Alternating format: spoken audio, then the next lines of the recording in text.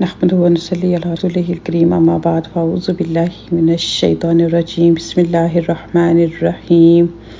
سبحان اللہ و بحمدہ عدد خلقہ و رضا نفسہ و زنۃ عرشہ و مداد کلماتہ یا ربی لک الحمد کما ینبغی لجلال وجہک و عظیم سلطانک اللہم انفعنا وعلمنا ما ینفعنا وزدنا علما آمین یا الہی آمین۔ السلام علیکم ورحمۃ اللہ وبرکاتہ۔ امید کرتی ہوں کہ آپ سب خیریت سے ہوں گے۔ تو انشاءاللہ آج پھر ہم ابھی جو ہے وہ سورہ کہف کو کنٹینیو کریں گے۔ جیسے کہ آپ سب جانتے ہیں کہ ہم آیا 90 تک الحمدللہ ثم الحمدللہ پہنچ چکے ہیں اور کافی ساری چیزیں ہم نے اس میں سے کور کر لی ہیں۔ اور جیسے کہ تھوڑا سا ریوائز کرتے ہیں کہ لاسٹ لیکچر میں جو ہم نے ذوالقرنین یعنی کہ جن کو اللہ سبحانہ و تعالیٰ نے ایک اقتدار دیا تھا، یعنی کہ پاور دی تھی ان کو اس وقت میں، تو پھر ان کا جو اپنی رعایا کے ساتھ اپنے لوگوں کے ساتھ جیسے جیسے انہوں نے سفر کیا، انہوں نے اتنا اچھا معاملہ کیا اور وہ اتنے ایماندار تھے، اتنے اچھے تھے،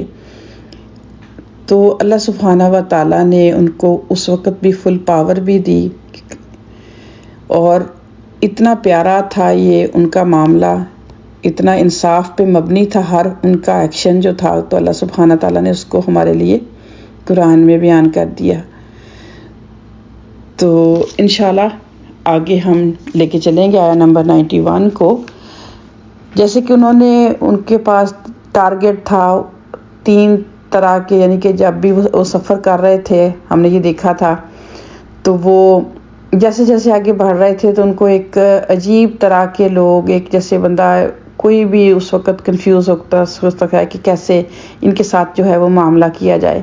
لیکن وہ ہر معاملے کو بڑے ہی اچھے انداز سے، پیارے ہی انداز سے، جیسے کہ اللہ سبحانہ تعالیٰ نے جب وہ ایک قوم پر پہنچے تو اللہ تعالیٰ نے ان کو جو تھا نا فلی پاور دی کہ آپ ان کے ساتھ جیسا چاہیں معاملہ کر سکتے ہیں، لیکن انہوں نے کتنا پیارا جواب دیا کہ کسی کی حق تلفی نہیں ہوگی، جو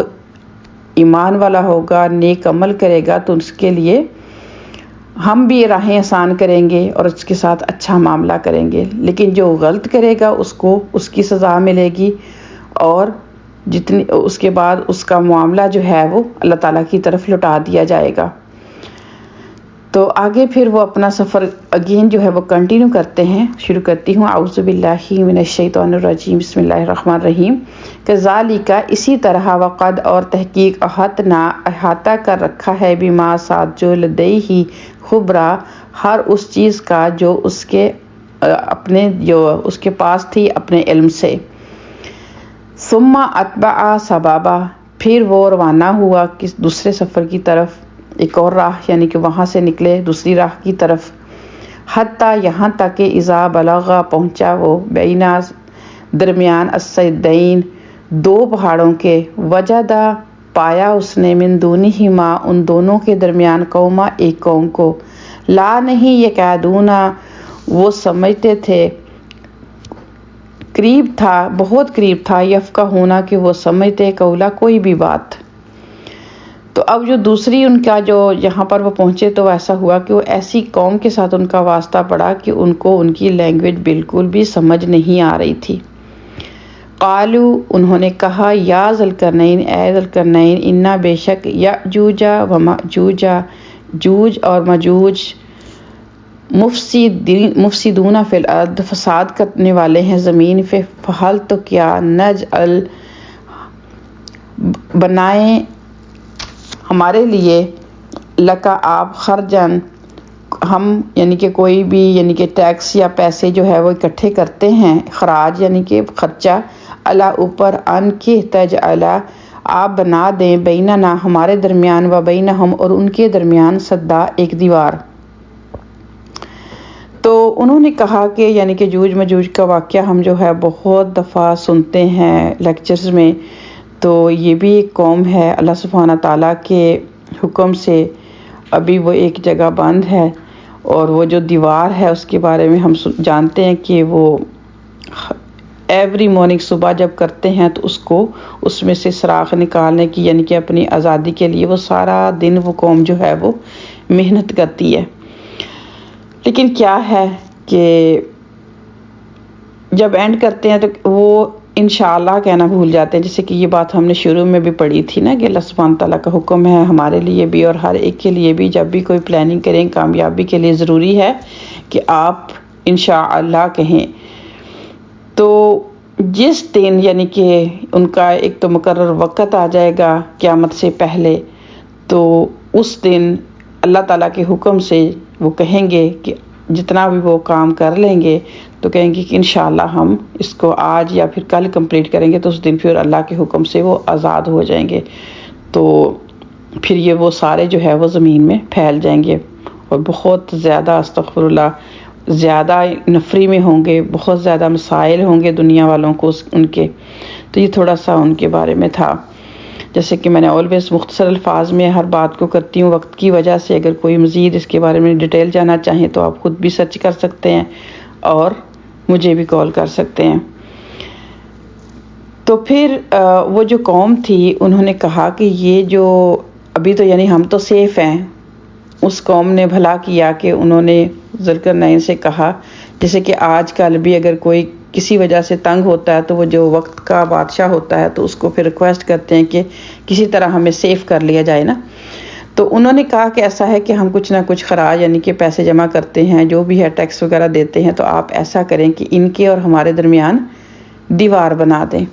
اب آگے سے جو آج کل کے حکمرانوں کو ہم دیکھ لیں کہ ان کا عوام کا خون چوس چوس کا پیٹ نہیں بھرتا۔ اگر جس طرح کے ذوالقرنین ہیں، اگر اس طرح کے حکمران آج ہمارے ساتھ ہوں تو پھر کیا کہنے۔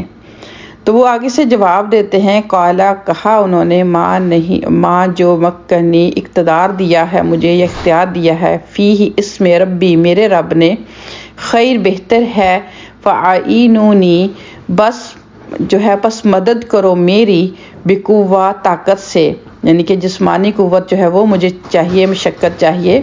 اجعل کہ میں بنا دوں، بینکم تمہارے درمیان، و بینہم ان کے درمیان، ردما ایک مضبوط آڑ۔ تو انہوں نے کہا ایسا نہیں ہے کہ اللہ تعالیٰ نے جو بھی مجھے دیا ہوا ہے وہ میرے لیے بہتر ہے، کافی ہے، تو کیا ہے کہ مجھے تھوڑی سی جسمانی یعنی کہ مدد تم لوگ دینا چاہو، پیسوں کی ضرورت نہیں ہے، وہ دے دو تاکہ میں ان کے اور تمہارے درمیان جو ہے وہ ایک دیوار بنا دوں۔ آتونی لے آؤ تم، زبارہ میرے پاس، لوہے الحدید چادریں، لوہے کی چادریں یعنی کہ لوہے کے پیس جو ہے ان کو جمع کرو، حتیٰ یہاں تک اذا جب ساوا برابر کر دی، بین صدفینی تو وہ دونوں پہاڑوں کے درمیان جو خلا تھا وہ پر ہو گیا، یعنی کہ دیوار بن گئی۔ قالا انہوں نے کہا انفخوا تو انہوں نے کہا آپ پھونکو اس میں یا دھونکو اس میں، مزید یعنی کہ اس کو آگ کے ساتھ تپایا لوہے کو مزید مضبوطی کے لیے، حتیٰ اذا جعلہ نارا یہاں تک کہ جب وہ لوہا آگ بنا دیا گیا۔ قالا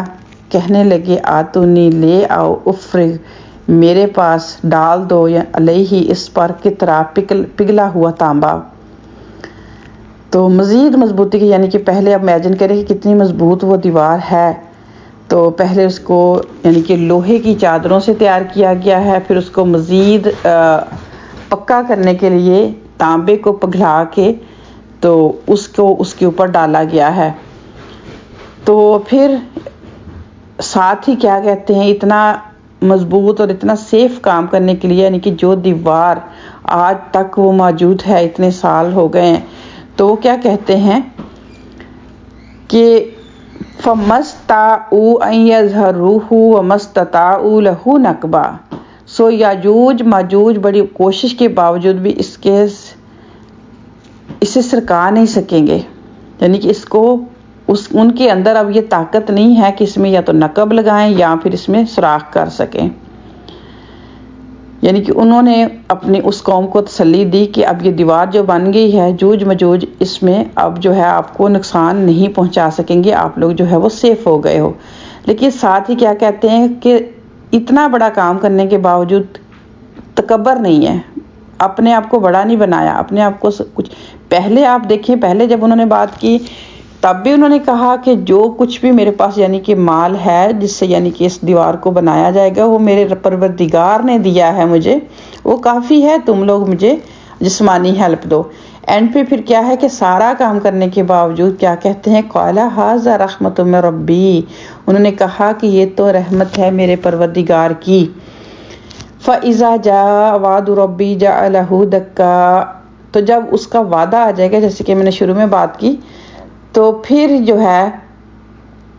یہ ریزہ ریزہ ہو جائے گی۔ وَكَانَ وَعْدُ رَبِّي حَقًّا، اور میرے پروردگار کا وعدہ جو ہے حق ہے، سچ ہے۔ پھر آگے سے کہتے ہیں وَتَرَكْنَا بَعْضَهُمْ يَوْمَئِذٍ يَمُوجُ فِي بَعْضٍ وَنُفِخَ فِي الصُّورِ فَجَمَعْنَاهُمْ جَمْعًا، اور ہم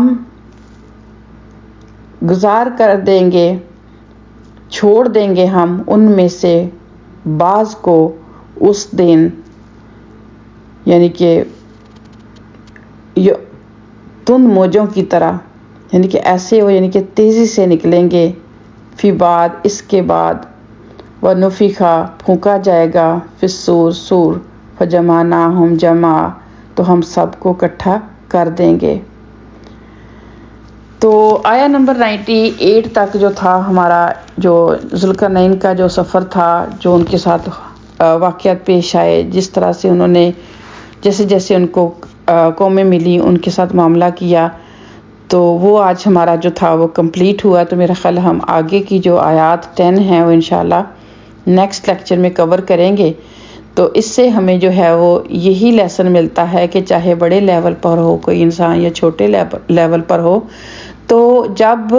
اس کو کوئی پاور ملتی ہے، چاہے وہ گھر میں یا پھر ایک گروپ آف پیپل، تو انسان کو کس طرح سے معاملہ کرنا چاہیے، اپنی پاور کا، اپنے مال کا، نہ تو لوگوں کے اوپر ضرورت سے زیادہ